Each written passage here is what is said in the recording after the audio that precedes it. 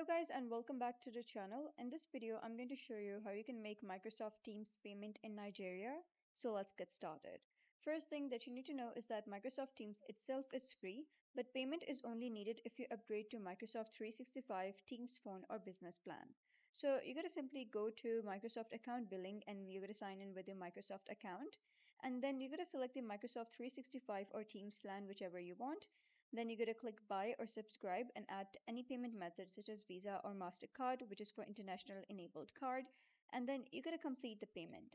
In Nigeria, many local debit cards fail for international subscriptions or may be blocked for some Microsoft payments. So payment may not go through even if steps are correct.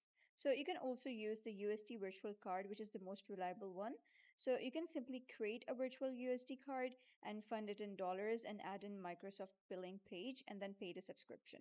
So those were some of the few ways how you can make Microsoft Teams payment in Nigeria. So if you found this guide helpful, please consider subscribing and leaving a like. It really helps me out and I'll see you next time.